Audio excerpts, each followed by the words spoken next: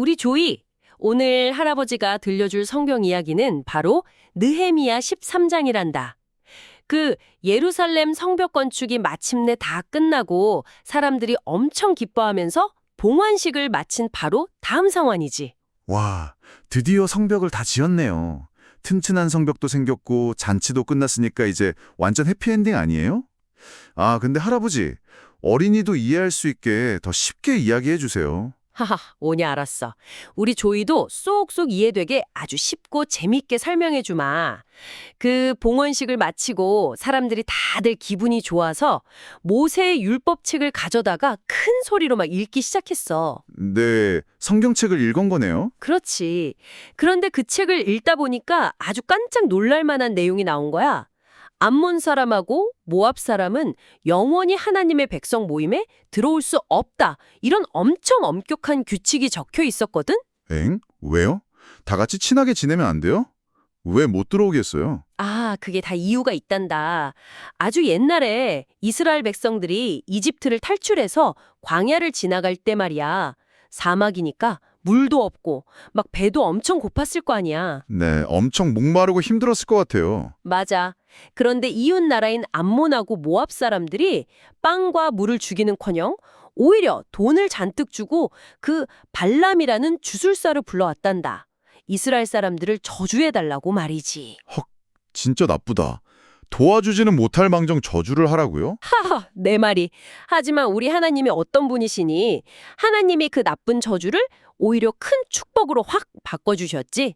아무튼 이스라엘 백성들은 이 옛날 이야기를 율법책에서 읽고 딱 결심을 한 거야.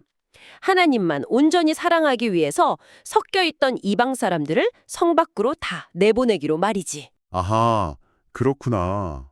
나쁜 영향을 받지 않으려고 성벽 밖으로 쫓아낸 거네요. 그렇지. 그런데 조이야, 이방인들을 성 밖으로 다 내보냈다고 안심하고 있을 때 사실 성전 안쪽, 그러니까 가장 깊숙한 곳에는 이미 아주 엄청난 문제가 숨어 있었단다. 엄청난 문제요?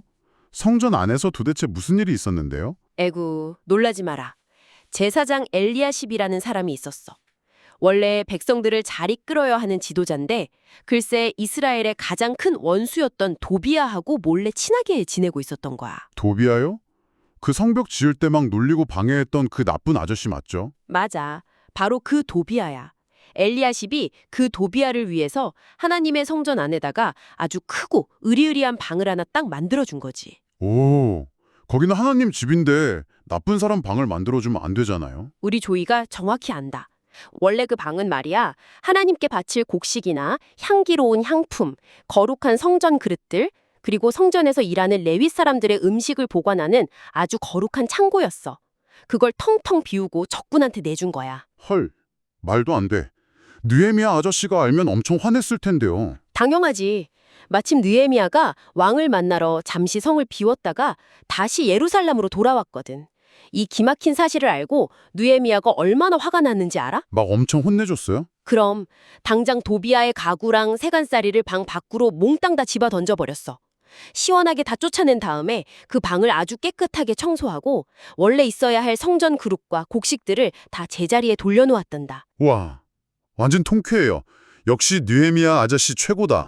그렇지. 그런데 말이다. 방을 채우고 곡식을 다시 채워 넣으려고 보니까 또 큰일이 난 거야. 원래 그 방에 가득 차 있어야 할 레위 사람들, 그러니까 성전에서 일하는 일꾼들의 음식이 텅텅 비어 있었던 거지. 오라, 음식이 왜 없어요? 누가 다 먹어버렸나요? 그게 백성들이 성전 일꾼들에게 주어야 할 몫을 하나도 안 준 거야.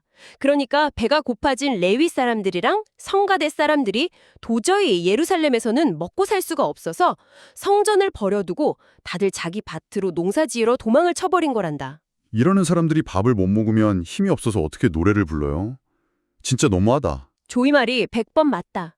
배가 고파서 쓰러질 지경인데 어떻게 하나님께 찬양을 부르고 예배를 돕겠어. 그래서 느헤미야가 또 나섰지. 이 상황을 가만히 보고만 있던 지도자들을 불러다가 아주 호되게 꾸짖었어. 이번에도 몽땅 혼내준 거네요. 그렇지. 어찌하여 하나님의 성전을 이렇게 버려두었느냐고 막 야단을 친 다음에 도망쳤던 사람들을 다시 다 불러 모았어. 그러니까 그제야 유다 백성들도 아차 싶어서 다시 기쁜 마음으로 곡식과 포도주를 가져와서 창고를 가득 채웠단다. 와, 다행이다. 이제 밥 먹고 다시 힘차게 노래할 수 있겠네요. 맞아. 그리고 느헤미야는 정직하고 믿을 수 있는 사람들을 딱 뽑아서 앞으로는 음식을 공평하게 잘 나누어 주도록 관리하는 방법도 새로 다 정해줬어. 그러고 나서 느헤미야가 하나님께 기도했지. 나의 하나님, 제가 하나님의 성전을 위해 행한 이 일들을 꼭 기억해 주세요 하고 말이야. 멋진 기도네요. 송전도 깨끗해지고 일하는 사람들도 돌아오고 이제 진짜 다 해결된 거죠? 할아버지도 거기서 끝났으면 참 좋았을 텐데 말이야. 이번엔 성전 밖에서 사람들의 평범한 일상생활 속에서 엄청난 문제가 터지고 있었단다. 네, 또요. 이번엔 무슨 일인데요? 바로 안식일 문제였어. 조이야, 안식일이 어떤 날인지 알지? 그럼요. 안식일은 하나님하고 쉬기로 약속한 날 아니에요? 맞아. 아무 일도 하지 않고 거룩하게 지키는 날이지. 그런데 느헤미야가 보니까 사람들이 안식일인데도 포도즙을 짜려고 막 포도를 밟고 있고 나귀의 짐을 가득 실어 나르고 있는 거야. 게다가 외국에서 온 정사꾼들이 예루살렘 성 안에 들어와서 온갖 물건이랑 물고기를 팔고 있었지. 왜 자꾸 일을 해요? 하나님이랑 한 약속인데 지켜야죠. 내 말이 그 말이다. 눈앞에 보이는 돈을 벌려고 하나님과의 소중한 약속을 깨버린 거지. 느헤미야가 이번에도 유다의 귀족들을 크게 꾸짖었어. 우리 조상들이 이렇게 안식일을 안 지키다가 벌을 받아서 나라가 망할 뻔했는데 또 똑같은 짓을 하냐고 막 화를 냈단다. 헉, 느헤미야 아저씨 이번엔 진짜 속상했겠다. 그래서 어떻게 했어요? 아주 무섭고 단호하게 행동했지. 안식일 전날 해가 져서 어둑어둑해질 때쯤 예루살렘의 그 크고 무거운 성문을 쾅 하고 굳게 닫아버렸어. 안식일이 끝날 때까지는 아무도 문을 못 열게 막아버린 거야. 우와, 성문을 아예 잠가버렸구나. 그럼 물건 팔러 온 장사꾼들은 어떻게 됐어요? 문이 잠기니까 못 들어오고 성 밖에서 텐트 치고 자면서 기다렸지. 그러니까 느헤미야가 성벽 위에서 쳐다보면서 소리쳤어. 너희들 한 번만 더 성 밑에서 얼쩡거리면 당장 잡다가 가둬버리겠다. 이렇게 호통을 치니까 장사꾼들이 놀라서 다 도망가 버렸단다. 아하, 쌤통이다. 쫓겨날만 했네요, 뭐. 그렇지. 그렇게 무너진 안식일의 질서도 다시 튼튼하게 회복시켜 놓은 거야. 그런데 조이야, 성전도 고치고 안식일도 고쳤는데 사실 가장 가슴 아프고 심각한 문제는 사람들의 집안, 그러니까 가정 안에 숨어 있었단다. 집안에요. 가족들끼리 싸우기라도 했어요? 그보다 더 심각한 일이었어. 그 유다 남자들이 아스돗이나 암몬, 모압 같은 이방 나라 여자들하고 결혼을 해서 살고 있었거든.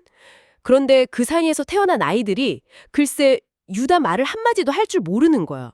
이방 나라 말만 쓰는 거지. 말이 안 통하면 하나님의 말씀도 못 듣고 성경책도 못 읽잖아요. 정말 큰일이다. 바로 그거야. 우리 조이가 아주 핵심을 찔렀네. 아이들이 성경을 못 읽으면 어떻게 되겠어? 하나님이 누군지도 모르고 이방 우상들을 믿게 될 거 아니야. 느헤미야가 이 모습을 보고는 정말 머리끝까지 화가 났어. 이번에는 더 크게 혼냈을 것 같아요. 맞아. 백성들을 따끔하게 혼내면서 옛날에 그 똑똑했던 솔로몬 왕도 이방 아내들 때문에 죄를 짓고 나라가 어려워지지 않았느냐고 막 다그쳤지. 심지어 대제사장의 손자가 이스라엘을 괴롭히던 적군 산발랏의 사위가 된 걸 보고는 당장 그 사람을 예루살렘 성 밖으로 쫓아내버렸어. 대제사장 가족인데도요? 봐주는 거 없이 쫓아냈구나. 그럼 잘못된 건 누구든지 고쳐야 하니까. 느헤미야는 그렇게 백성들을 깨끗까지 만들고 제사장과 레위 사람들의 순서도 다시 정해주었어. 그리고 땔감이나 처음 거둔 열매도 정성껏 하나님께 드리도록 끝까지 하나하나 다 챙겼지. 와, 느헤미야 아저씨 진짜 바빴겠다. 하나부터 열까지 다 고쳤네요. 맞아. 그리고 이 모든 일을 다 마친 후에 느헤미야는 이렇게 마지막 기도를 올렸단다. 내 하나님이여 나를 기억하시고 내게 복을 내려 주옵소서. 멋진 기도예요. 하나님이 당연히 엄청난 복을 주셨겠죠? 당연하지. 우리 조이, 오늘 할아버지가 들려준 느헤미야 이야기 어땠어? 재미있었니? 네, 진짜 재밌었어요. 다행이구나. 느헤미야는 밖으로 보이는 커다란 돌 성벽을 짓는 데서 끝나지 않았단다. 백성들의 마음이 하나님에게서 멀어지지 않도록 눈에 보이지 않는 마음의 성벽까지 끝까지 튼튼하게 지켜낸 거야. 마음의 성벽이요? 뭔가 멋진 말이에요. 그렇지. 우리 조이의 마음에도 이 튼튼한 성벽이 꼭 필요하단다. 하나님이 싫어하시는 나쁜 생각이나 안 좋은 습관이 틈타지 못하게 늘 깨끗하게 청소하고 매일매일 하나님의 말씀을 사랑하는 우리 조이가 되렴. 알겠지? 네, 할아버지. 저도 느헤미야 아저씨처럼 제 마음의 성벽을 아주 튼튼하게 지킬게요. 말씀도 열심히 읽고요. 아이고, 기특해라. 하나님이 우리 조이의 그 예쁘고 씩씩한 마음을 꼭 기억하시고 느헤미야처럼 크나큰 복을 내려주실 거란다. 샬롬. 샬롬.